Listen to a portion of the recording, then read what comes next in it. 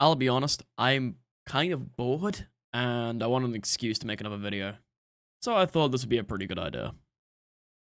If you couldn't tell with the several sets of Tekken matches that I upload, and any of the recent shorts that I have also been posting, I love fighting games. The whole idea of two people throwing hands or not actually throwing hands is actually quite nice. Back when I was but a wee lad, I used to go around my friend's house and play the Tekken 3 demo disc. He would always pick Eddie, I'd always pick Xiaoyu. Yeah, ironic how almost 15 years later from that, Xiaoyu was getting burnt at the stake for AOP stance, but it is what it is. Moving on. That's sort of the appeal for fighting games for me. From 2D fighters such as the Street Fighter franchise to the Mortal Kombat franchise, 3D fighters such as Tekken, Dead or Alive, and Virtua Fighter, to even an anime fighter like Blaze Blue, or anything Arxis, because Arxis make great games. But I think one of the most underrated choices when it comes to picking the way you play fighting games is not only the fighting game you play, but also what peripheral you use. From simple controllers that you can get with a console, arcade sticks, even that one guy that used the steering wheel for that one Guilty Gear tournament. Initial T was his name? Yeah. That guy was pretty funny. What makes fighting games unique is the fact you can pretty much use anything. Is it advised to do so? Probably not. But that's besides the point. As I've always been a pad player, at least that's what the FGC like to refer to controller players as pad players, I recently decided to pick up a Hot 42 G16. You know, one of those portable levelless arcade sticks. It was entry level and cheap to say the least, but honestly, after using it for about a week, I've actually got some goods and bads and even a couple of greats for it. But I'd like to digress that all levelless controllers have a thing called SOCD cleaning modes, which if anyone knows, or anyone worth their salt in the fighting game community know, it's what put the hitbox in the hot water of, is it considered cheating? Believe me, there are a couple of things that levelless fight sticks do well, and SOCD is not really needed. That depends if you're willing to put your SOCD cleaning mode into neutral. But that's besides the point. I just wanted to explain what I learned about using a levelless stick after roughly a week. And I'll be honest, it's been an eye-opening experience. And one of the biggest parts of trying out the fight stick is how different it feels in terms of hand placement alone. Being able to utilize more of the digits on my hands to control a character in a fighting game has made basic fundamentals in games such as Tekken, or even some of the advanced fundamentals such as movement and spacing, while a lot easier. My chimp brain has a tendency to completely shit itself when I try to figure out which button's the up button. And that's not hyperbole, that's just me being a dipshit. So anyway, moving on from that. The reason why I'd say this is because it's made my Korean backdash a little bit easier and a little bit better to do. I've never been the greatest at KBDs. I'll admit that. If you've watched any of the sets with Retro, you'll notice that my KBD has a lot that needs to be improved upon. But it's made other more useful techs such as crouch dashing and Mishima Wavu a lot better. Mainly because instead of using my thumb where I'm actually very prone to misinputting certain buttons, or to like misinputting the crouch dash input in general, with the Horte, it feels like I'm just tapping. I'm just tapping in a rhythm. And that's what brings me onto its ergonomics. It's comfortable, responsive, and fun to use all around. Just frames are also another thing. Now, we all know hitting a electric is always a fun part of the Mishima playstyle, but there are other uses for having that speed, such as Akira Yuki's Teishisu Dante, which for those that haven't played Virtua Fighter, that's his one frame knee, or any of Akira's just frames, really. Hell, you could probably play Virtua Fighter with any of these types of pads, and you'd probably do better in the execution department if you practiced enough, but like I said, it's all down to personal preference.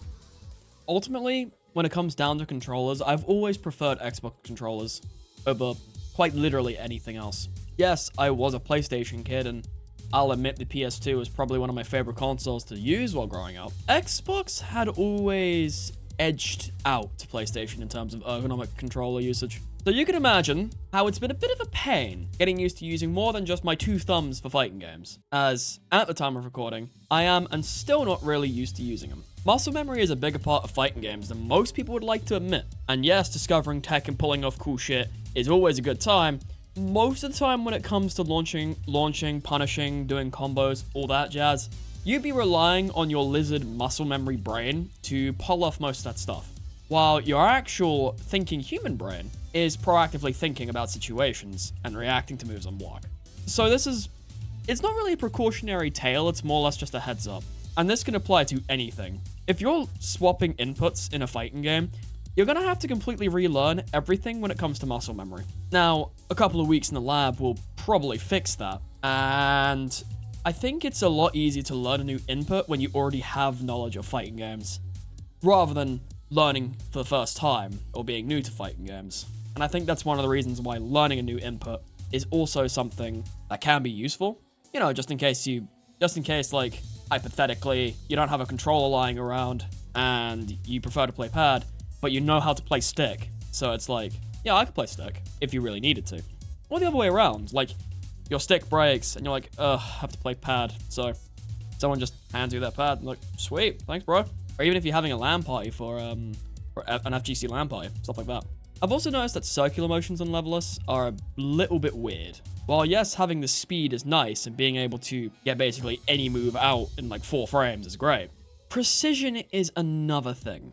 Because while you technically can be fast with a Leveless stick, it's usually better to be more precise. It's usually precision first, speed comes later. It's a rather interesting way to think about, I will not deny. As I would prefer to actually get the move out than miss input and probably get blown up on the spot for a mistake I made.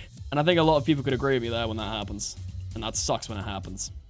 In conclusion to most of this, when it comes to fighting games, it more or less boils down to what would you prefer? Would you prefer the old school arcadey feel of buttons on a flat circuit board with a couple of nice printed plastic and stuff like that? Or would you prefer a controller? And ultimately, what I learned is that it doesn't really matter what you pick in terms of input peripherals. It's all about the journey. Some things can be noted between the two types, and that would be the fact that while regular pads are more used for wider things, such as racing games, platformers, first-person shooters, even though why would you use a first-person shooter with a controller, learn keyboard and mouse? Unless you are console only, then that's a little bit more understandable. But fight sticks are really designed so you have more of that arcadey feel. And while I was never really someone to play on the arcade stick type machines, because I always used to play the rail shooters and Sega Rally, fucking loved Sega Rally, it'd be more along the lines of, would you prefer to have a nostalgia trip down memory lane, where back in the old days of the 90s, where every kid was at the arcade, they used to line up quarters and play for hours on end, and whoever was the best stayed on the longest. That's at least what the old guard of the FGC would say. Personally, I was never around during those times. I wasn't even alive at those times, but hey. But I digress. Fight sticks and controllers, while they are similar in terms of game plan, they're entirely different in the technical skills and execution barriers and even mechanics. They have their strengths, they have their weaknesses, but ultimately, it's down to personal preference. So when you get your ass kicked, or you kick someone's ass in a game of Tekken, Street Fighter, Mortal Kombat, whatever you play, whatever tickles your pickle, remember this: you and your opponent crossed paths at an intersected point of your FGC journey. And who knows? Maybe they're learning a new character, swapping inputs, having a good day, having a bad day. Just be sure to play it respectfully and play it honorably. Believe me, the last thing you'd want to be when it comes to the FGC is a scrub. Anyway, that's enough rambling for me about a topic for like 20 minutes. I will see everyone around in the next video, and who knows, it might be something completely different. This is Azura, signing out. Later.